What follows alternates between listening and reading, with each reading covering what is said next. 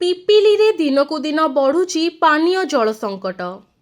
ଖରା ବଢ଼ୁଥିବା ବେଳେ ଭୂତଳ ଜଳସ୍ତର ମଧ୍ୟ କମିବାରେ ଲାଗିଛି। ଫଳରେ ଅନେକ ଅଞ୍ଚଳରେ ଲୋକେ ଟୋପାଏ ପିଇବା ପାଣି ପାଇଁ ଡହଳ ବିକଳ ହେଉଛନ୍ତି। କେଉଁଠି ସରକାରୀ ନଳକୂପ ତ ଆଉ କେଉଁଠି ପୁରୁଣା କୂଅ ହିଁ ଲୋକଙ୍କ ଏକମାତ୍ର ଭରସା ପାଲଟିଛି। ପିପିଲି ବ୍ଲକରେ ପ୍ରାୟ 52ଟି ଉଚ୍ଚ କ୍ଷମତା ସମ୍ପନ୍ନ ପାଣି ଟାଙ୍କି ମାଧ୍ୟମରେ ଲୋକଙ୍କୁ ବିଶୁଦ୍ଧ ପାଣି ଯୋଗାଇ ଦିଆଯାଉଥିବା RWSS ବିଭାଗ କହୁଛି। କିନ୍ତୁ ସ୍ଥାନୀୟ ଲୋକଙ୍କ ଅଭିଯୋଗ, ଏଥିରେ ଅନେକ ପାଣି ଟାଙ୍କି ଠିକ୍ ଭାବରେ କାମ କରୁନାହିଁ। କାଗଜ କଲମରେ ପାଣି ଯୋଗାଣ ଦେଖାଯାଉଥିବା ବେଳେ ବାସ୍ତବରେ ଲୋକେ ପାଣି ପାଇଁ ହଇରାଣ ହେଉଛନ୍ତି। ଏହି ସମସ୍ୟା ନେଇ ଲୋକେ ବାରମ୍ବାର ସରକାରୀ ଅଧିକାରୀ ଓ ଜନପ୍ରତିନିଧିଙ୍କୁ ଜଣାଉଥିଲେ ମଧ୍ୟ ସମସ୍ୟାର ସ୍ଥାୟୀ ସମାଧାନ ହୋଇପାରୁନାହିଁ।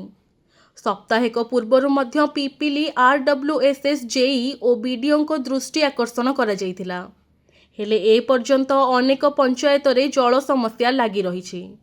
ଏବେ ଦେଖିବାକୁ ବାକି ରହିଲା ପିପିଲିରେ କେବେ ସୁଧୁରିବ ପାନୀୟ ଜଳ ସମସ୍ୟା ଏବଂ କେବେ ଲୋକ ପିଇବେ ନିୟମିତ ବିଶୁଦ୍ଧ ପାଣି।